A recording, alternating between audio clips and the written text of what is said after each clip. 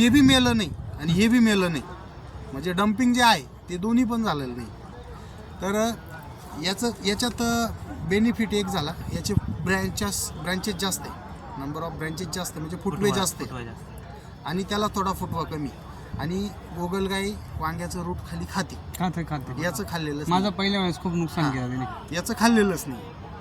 आणि दुसरी गोष्ट अशी का डंप झालेलं नाही. आणि तुम्ही जे वांग्याचं घेतात त्याच्यामध्ये तुम्हाला 10 रुपये एक काडी घ्यावं लागते. तर याची जी कॉस्टिंग आहे याची कॉस्टिंग कमी होणार आहे, कारण ते सीड्स, वांग्याचं जे सीड्स आहे ते 2.5 रुपये 3 रुपये सीड्स पडतं आणि याचं जे सीड्स आहे 80-90 पैसे सीड्स पडतं. म्हणजे जी काडी तुम्हाला 10 रुपयाला मिळणार आहे 5 रुपयाला ती फक्त तुम्हाला 5 रुपयामध्ये मिळणार आहे. आणि रिझल्ट तोच, उलट त्याच्यापेक्षा फ्रूट सेटिंग जास्त आहे, त्याला नंबर ऑफ ब्रँचेस जास्त आहे. आता हा जो प्लॉट आपण दिलेला आहे तो हस्ते माळे माहिती का तुम्हाला, वणीच्या पुढं जिथं अति प्रमाणात अतिवृष्टी होते, जास्त प्रमाणात पाऊस होतो, तिथंच आपण दिलेलं आहे आणि तिथं एकदम सक्सेस झालंय. आता पुढच्या वर्षी आपण ते शेतकऱ्यांना देणार आहे. म्हणजे टोमॅटोवर टोमॅटो ग्राफ्ट केला,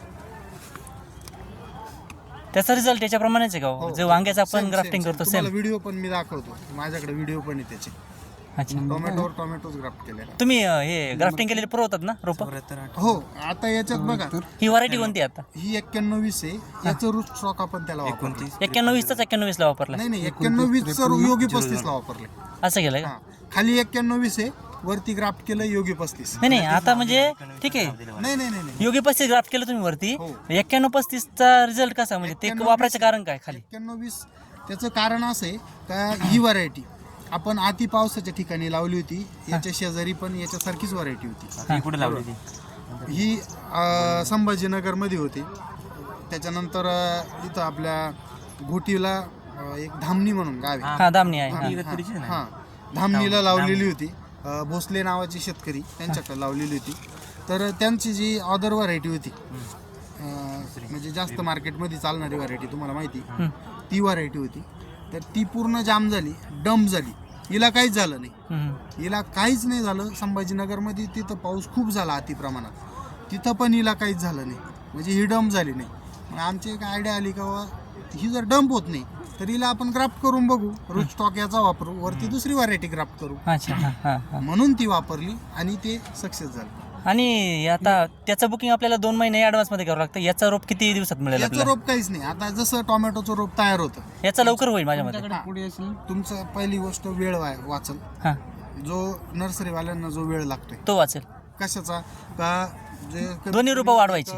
40 दिवस वांग तयार करायला लागतात, वांग्याचं रोप तयार करायला लागतं, त्याच्यात परत कट करायचं आणि ते सेट व्हायला 5-6 दिवस लागतात. आम्ही ती बी ट्रायल केली. जॉईंट पूर्ण व्हायला, जॉईंट सेट व्हायला 5-6 दिवस लागतात.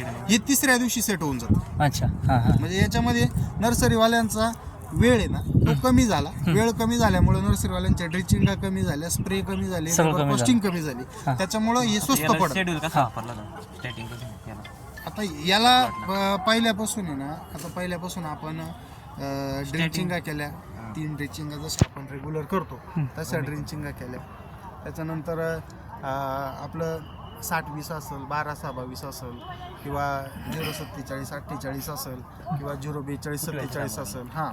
आणि त्याच्यानंतर फेरस, मायक्रोन्यूटन, सल्फर वगैरे खालून आपण दिलेलं आहे. वरती स्प्रेइंगला जे आपले रेग्युलर स्प्रे असतात त्याच्यात ॲक्रोबॅट असेल, तुमचं M25 असेल, J78 असेल, सिविका असेल, किंवा M45 असेल, हे आपण त्याच्यावर स्प्रे केलेले, मेरिऑन वगैरे असेल. याचं अंतर किती फेमस? आता किती दिवसात प्लॉट झाला? आता हा 1.5 फुटाचा अंतर ठेवलेलं. किती दिवसात प्लॉट झाला? आता हा प्लॉट 43 दिवसाचा आज कम्प्लीट प्लॉट झालेला आहे. हा थोडा लेट लागला गेला आमच्याकडून, कारण याचं रोप आमच्याकडे अवेलेबल नव्हतं. हा लेट लागला गेला. आणि ही व्हरायटी ऑलरेडी आपण मार्केटमध्ये विकतोय आणि चांगल्या प्रमाणात विकतोय. नाही, सेटिंगच्या बाबतीत काही टेन्शन नाही. त्याच्यानंतर कॉम्पॅक्टनेस चांगला आहे याचा, मार्केटला ॲक्सेप्टनेस चांगला आहे याचा.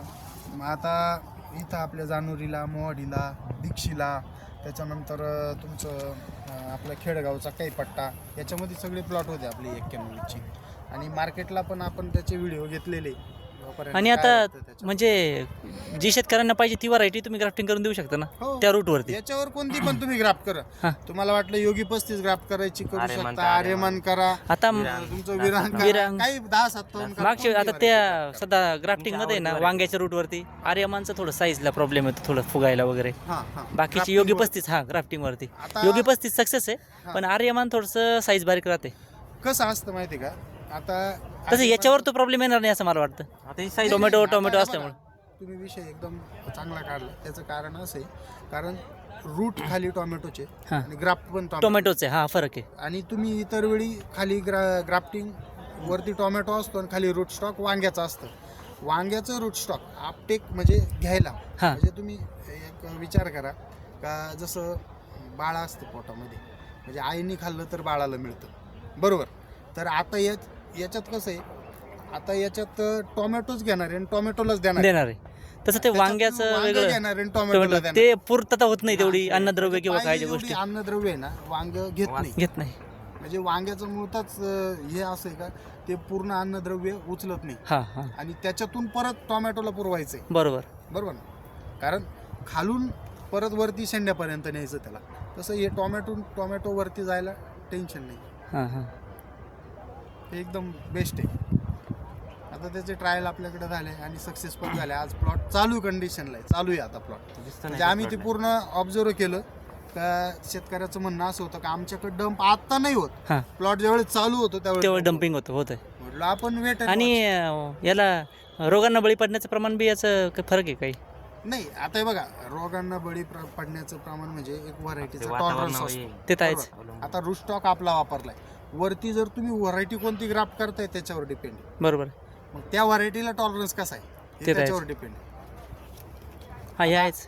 साईजचं जे तुम्ही म्हणता ना, साईजला याच्यातून अडचण नाही येणार जी हा. की वांग्यातून आर्यमानला जी साईजला अडचण येते याच्यातून नाही येणार. हा टोमॅटोच आहे ना दोन्ही पण. तुम्ही साधं जरी आर्यमान लावलं की 4-5 तोड्यापर्यंत साईज राहते, प्रत्येकालाच माहिती आहे. त्याच्यानंतर आर्यमान थोडं बारीकच पडतं, त्याच्यामुळे काय अडचण नाही. तुमचा पत्ता वगैरे कुठून रोप वगैरे? आता एन्झॉय गार्डन कंपनीतला एम्प्लॉई मी. अच्छा. हां, माझा नंबर घ्या, मला काय असेल वाटलं तर. तुमचा नंबर तुम्ही उद्या ह्या 96 कंपनीत उद्या दुसरं 62 स्विच केली तर समजा 21.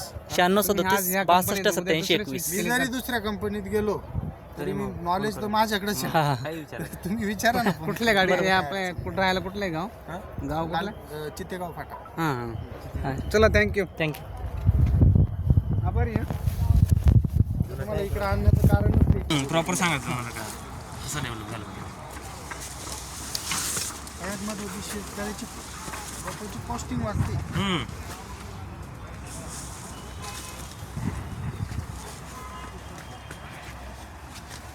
तुमचं कधी चालू होतं वांगा?